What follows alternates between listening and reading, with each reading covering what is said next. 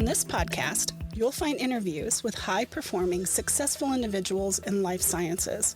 On a weekly basis, we cover their proven methods, principles, strategies, and mindsets to implement new technologies that scale to meet the needs of people in our world.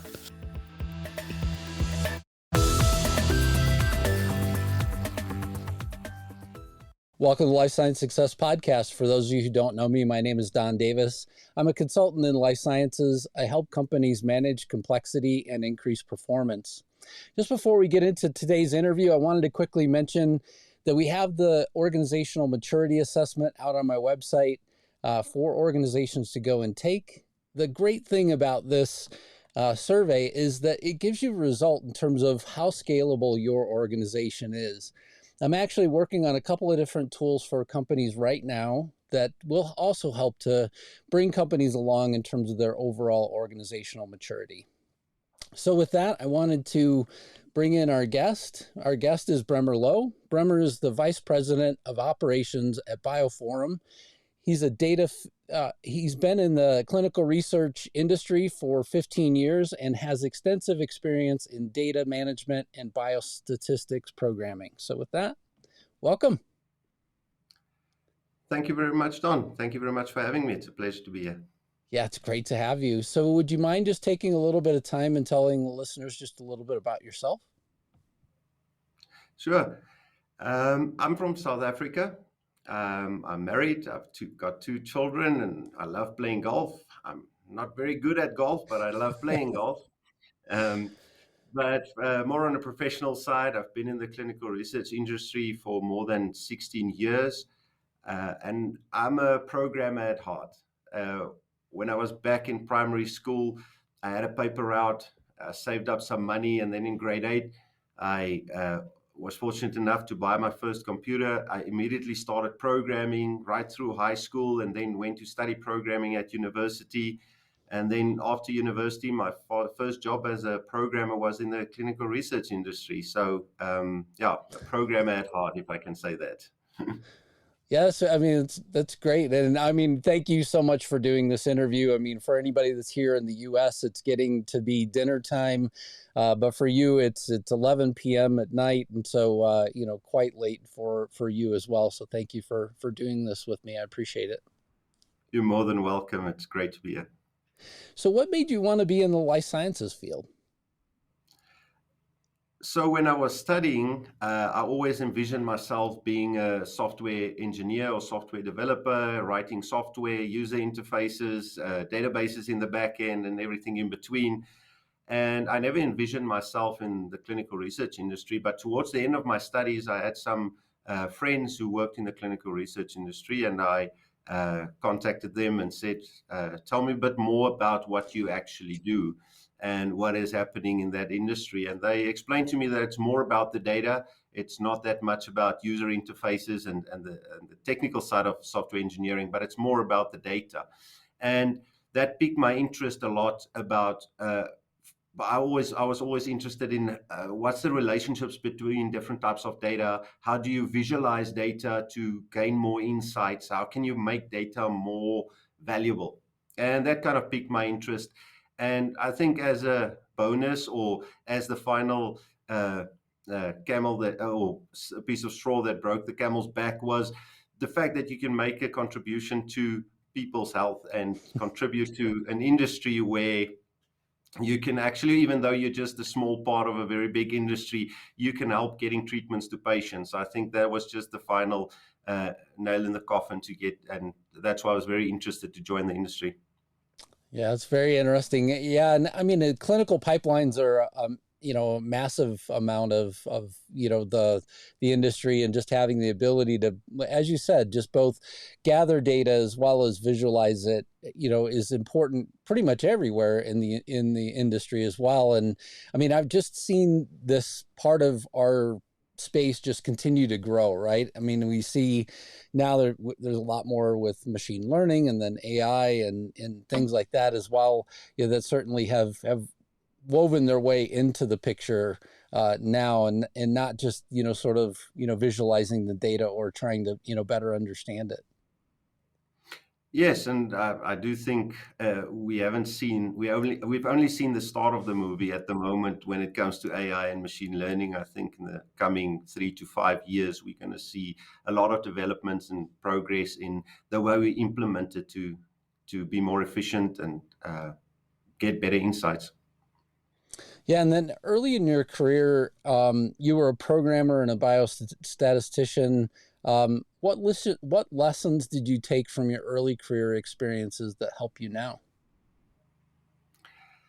Yeah, so I started out as a SAS programmer in the data management department, working on things like patient profiles and data cleaning listings, and then later on moved to statistical programming, also in SAS, uh, SDTM, Atom, those kind of things. And I think as a programmer, uh, time management is very important because there's always deadlines, there's always things that need to be delivered at a certain time. You work on several different projects at the same time. So managing your time is very important. I think prioritizing, so knowing all of the tasks you need to do, prioritizing them, and then scheduling your day and your week is very important. I still use that same practice today. It doesn't help you to just take the first email in your inbox and start actioning it, and then the second one. You need to go through everything that needs to be scheduled, do your prioritization, schedule your day beforehand, know what you need to accomplish in that specific day. That makes you much more focused and effective in that specific day. Yeah, I know that for teams that I've worked with, one of the things that I've repeatedly seen is that oftentimes there are challenges that you run into with the data, things that you just can't control with regards to things either. You have to really try and understand whenever problems occur. And I'm by heart, I'm somebody that's built a lot of processes for companies. I've also built a lot of organizations that do project management. One of the things a good project manager wants is a solid date. And whenever we come up against these challenges in the data, I remember quite frequently having conversations with the data team, just saying, okay, so when are we going to have the data? And then I would repeatedly get this answer, well, we think it'll be this time, but it could be this time. And I'm like, that doesn't help me. I have to give the customer an answer, and it's kind of hard whenever you can't get a solid answer. So yeah. Yeah, when you start digging into the data, you always get surprises, and you need to be able to handle the surprises. But handling the surprises takes time, and sometimes you don't have that time in your timeline. So you need to, as I said, prioritize and find ways to meet your deadline. It's a challenge, but it's a good challenge. I think learned a lot as you asked. When I was a programmer, there's a lot of life lessons I learned, even more than just the time management. If you, attention to detail. If you in a program miss a semicolon, it breaks your whole program. If you get something small wrong, the results is wrong. So Right. you need to be very attentive to even the smallest detail. And if you extrapolate that to a management level, you need to also be attentive to the details about what's the customer's requirements, what's going on in your team, what's the if you look at the finances. So that attention to detail is another thing I can think of that comes to mind. Yeah, absolutely. So now you're at Bioforum. Who is Bioforum and what do they do? So I'm very honored to work for Bioforum. Bioforum is a global data-focused CRO. So we provide services to pharmaceutical companies that's around their data, from data management, so building EDC databases and cleaning the data and much more, to medical writing, helping the customers write the protocol, and at the end of the study, helping writing the CSR and journal articles, things like that. And then biostatistics, so very experienced statisticians helping the customers with study designs, sample size calculations, basically the statistical planning of the study.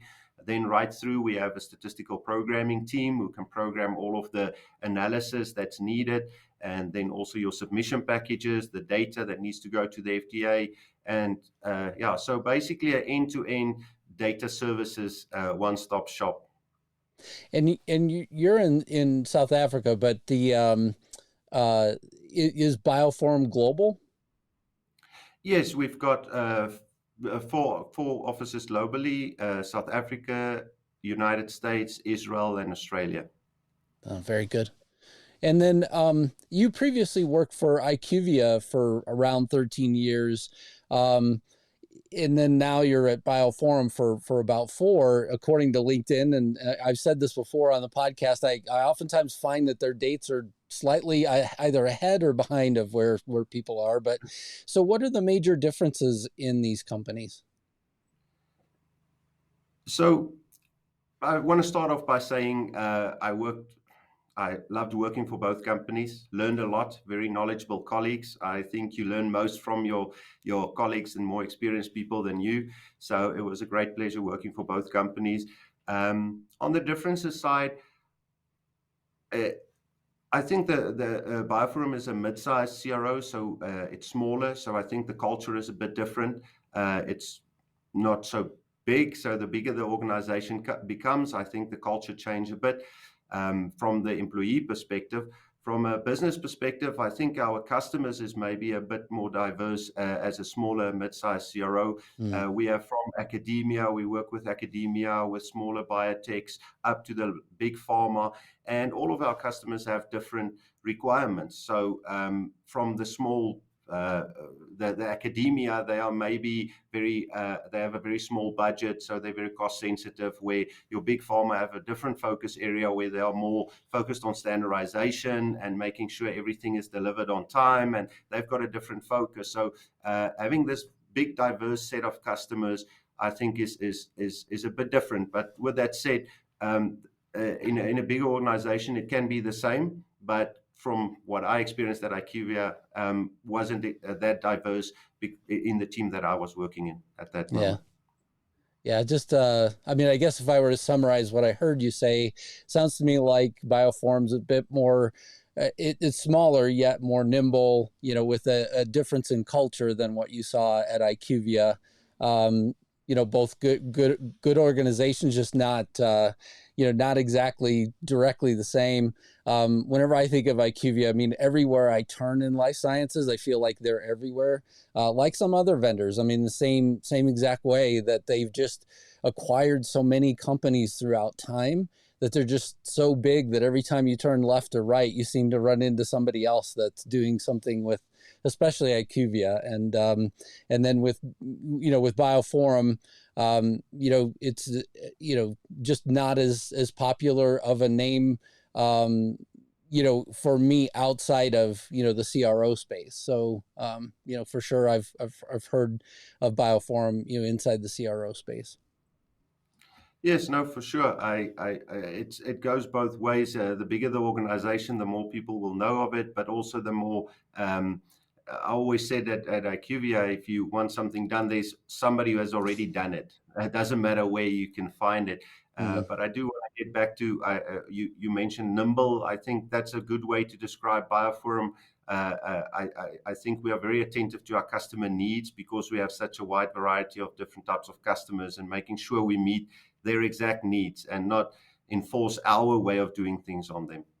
Yeah, it's absolutely critical. I mean, especially in our space. And I mean, I see routinely companies that are trying to, bring something new into the space as well. And so having, process and structure is important as you get bigger as an organization, but at the same time, making sure that the client gets served at the end of the day is also absolutely critical. So I couldn't agree with you more, especially on that front. So right now you're the VP of operations at Bioforum. What is your daily focus? So yeah, I've got quite a wide variety of responsibilities. I think I'll just highlight a few of them. So first off, on a day-to-day basis, I will look at operational metrics, from quality metrics to resourcing metrics to financial metrics and so on, making sure we are on track to meet our business objectives and our customers' objectives. And if we get off course, need to do some mitigation planning and make sure we get back on track with whatever the issue may be. So overall governance of the department on various different levels. Professional services, I'm involved with professional services or responsible for professional services, so overseeing the team that actually delivers to the customer. making sure that the employees are happy, that they have the tools they need to be successful, to make sure they are developing and they have the knowledge and training that they need to perform well. Then also quality, I'm involved with quality. So in an organization, you need a very good quality framework. Otherwise, you won't be able to deliver consistently a high level of quality. So from your SOPs and work instructions to audit readiness, making sure you have the whole infrastructure. So I'm very involved with making sure we have everything in place and constantly keep adapting that. It needs to keep on improving because the industry keeps on improving. The requirements of the customers keep on changing. So you always need to make sure you constantly change this quality framework to stay up to date and to be able to deliver the highest level of quality work. Then business development. So a large part of my day is talking to customers, finding out what problems they're struggling with and figuring out how we can help them. So it can be from they need resources, so assigning people, helping them. It can be expertise. They need specific expertise in a very niche area, finding the right person to help them solve that problem. It can be technology. We are a CRO, but we're very innovative. So we have several products as well, which help us. One is BioGrid, which is a visualization tool. The other one is JetConvert, which is a tool that helps you to convert your data to STTM format, which is the format you need to submit to the FDA. So finding these technologies and or the people or whatever the customer needs to find a solution, work with them and find a solution. And then lastly, the innovation, I just spoke about it, JetConvert and BioGrid. I'm very involved with JetConvert. So I am kind of overseeing the development team and the professional services team in the sense of that they work together, that the development team know exactly what they need to develop this tool. What does the operational team need out of the tool, and by when do they need it to be successful? So making sure that the people that develop the innovation is very close to the people that actually does the work. Yeah, I mean, it sounds like you've got typical COO kind of responsibilities or VP of operations responsibilities where they're very broad, but also, got a lot of important things that you're doing and carrying overall for the organization. So absolutely sounds like a critical role. When clients normally come to you, what stage are they at? Can you describe some of the sort of early stages that you see whenever they first come to Bioform? It varies, really. It varies a lot. So some of the customers would come to us even before they write the protocol, even before they start with the study. So they would come to us and we as Bioform would help them writing the protocol straight through designing the database, right to the end, writing the CSR and doing the submission package for them. So some customers contact us very early. In other cases, customers would come to us even after the database is locked, so the study is pretty much done, but they have never converted the data to STTM or ADAM, and they need this conversion to form part of a bigger submission, an NDA or something later.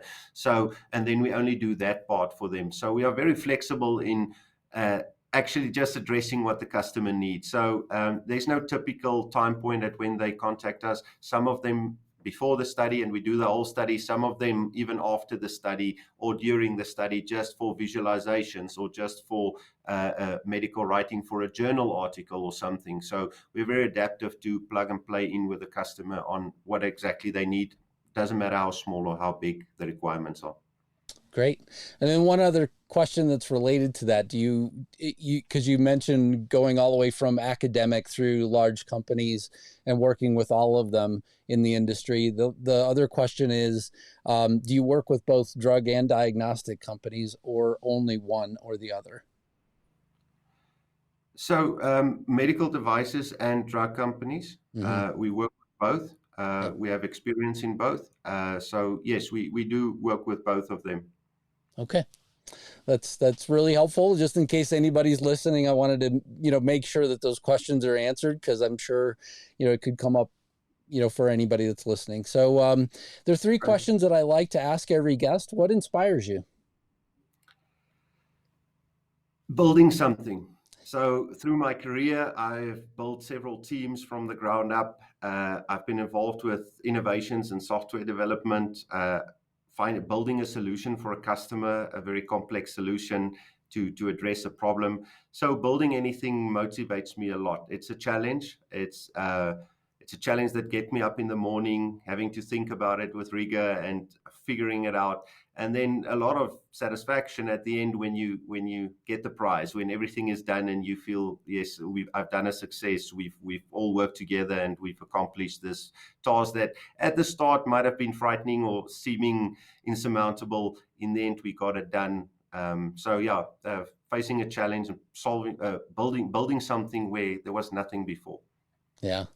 Yeah, it's an interesting thing, because I know that there are some people that, don't particularly care for kind of that ambiguity that comes in the very beginning, right? There's this a lot of unknowns, and it just makes people just very uneasy. And then there are other people that are just like, okay, so I have kind of a general picture where I want to go and what I need to do, and start to build something new is something that sounds fun to me, but at the same time, I know that there are other people in the world that just kind of go, yeah, that's not me. Yeah, I do agree. There's a lot of gray area when you start and you need to figure out everything, but there's also a lot of hard work. If you start with a blank slate, it's much harder to put something on the sheet than if somebody already have all the processes in place, everything is in place, you just walk in and do the job. That's much easier. But I think the job satisfaction, or personally for me, the job satisfaction is much better to say, look at what we've built together, rather than we just did what the previous guys did. We just did the same thing over again. Right. Yeah. What concerns you? So, yeah, two things. I think if I take you back to when I started in the industry, we were still working on paper-based studies, and then EDC started to come in, and I think in the past 20 years, EDC has taken over the market, and there was a big revolutionary new technology within the data management area or data area of clinical trials. But I'm struggling to think of many more big revolutionary changes in the way we handle data. I won't say it's as such a concern, but the question arises with me, why? Why are we not? We say we're a very innovative industry, and I do believe we are when it comes to the medical side. We're finding new compounds and new treatments for diseases. So that's great. We're very innovative on that side. But when it comes to the way we handle data, are we really as innovative as we think? And what's all the barriers there? So it's a big question. So it keeps me up at night thinking about why we're not progressing faster. And I think there's a lot of technologies, which brings me to the next one. We touched on it earlier, machine learning and artificial intelligence, which is, I think, with ChatGPT last year, that gave exposure to a lot of people on how far this technology have come. I do think in the next 3 to 5 years, we're going to see significant changes in our industry. But you've always got the ethical question. What decisions should a machine make, and what decisions should a human make? And especially in the context of life sciences and clinical research, because it can impact people's lives. And so that's a big ethical concern or question. I don't think anybody has an answer at the moment. I think it's something that needs to be managed as we walk this route in the coming years.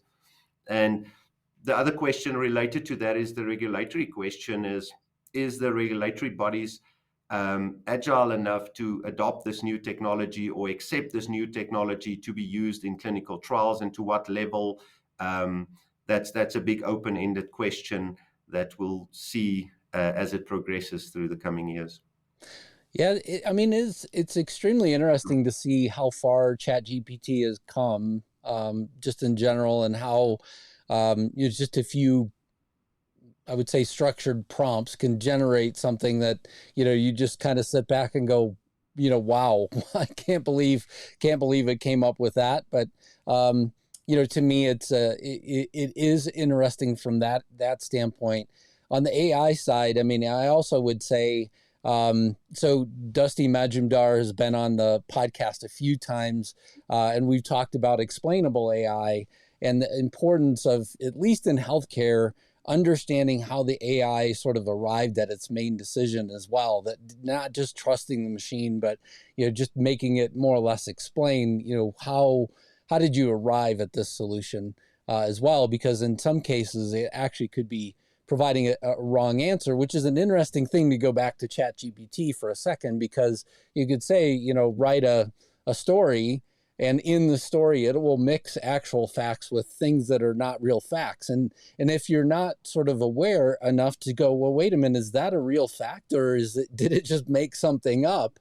Whenever it comes to healthcare, that would be really scary to have it do that, on that end. All of a sudden it makes an assumption that's not true, or adds a fact that's not really a fact. Yeah, true. I agree 100% with you. If inherently in machine learning, there's an error rate. Mm. The fact that there's an error rate means it's not 100% accurate. So if you think about analysis results of a clinical trial, so are you saying, well, if it's 95 or higher, we are fine with that? I don't think that's an acceptable way. We do have machine learning in the one tool, JetConvert, that I spoke about. And how we handled it is the machine will do the initial, and then we have somebody checking what the machine did. So you still have human validation, if you want to call it that, around that. So that ensures that the quality is good, and you can find where the quality is not good. But it's a big, won't always be possible for a human to review what the machine did. And the question is, what do we do then? Do we allow it? Do we not allow it? We still need to safeguard patients and people. So efficiency is not everything. So it's very interesting to see this play out. Yeah, I agree. And then, back to your last comment as well, I feel like the idea of better, sort of thought processes around the mathematics that go into all of this stuff, just has to continue to evolve as well. And, we just, to your first point, which was, just kind of seeing that evolution is important, as well. So, yeah, I agree. Totally agree.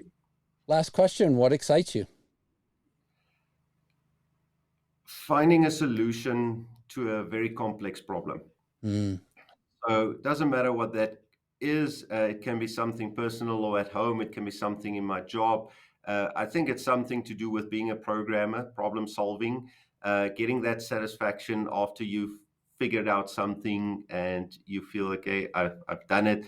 That excites me a lot. And I think something else which we touched on several times during the discussion is seeing progress.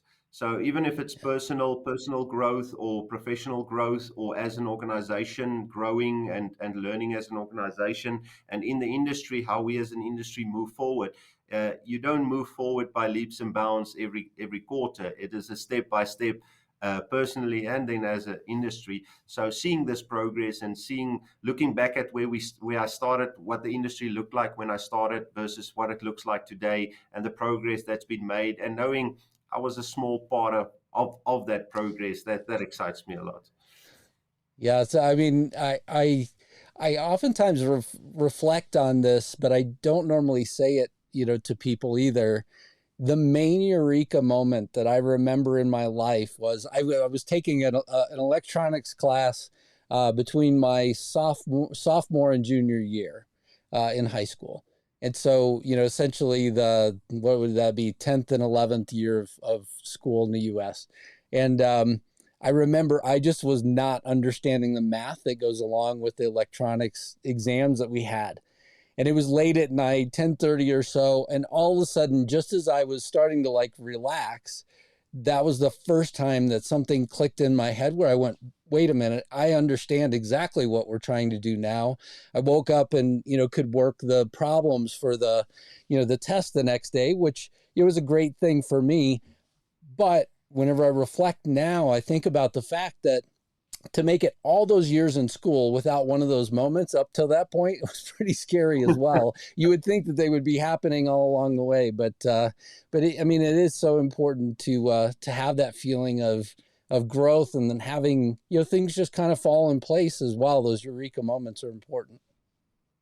Yeah, and they don't have to be big eureka moments, meaning every Yeah. small obstacle you overcome is a mission accomplished. And a lot of mission accomplished give you momentum, and momentum leads to bigger things and bigger eureka moments. So it's keeping the momentum and even acknowledging the small successes, even it doesn't have to be a big one. Yeah.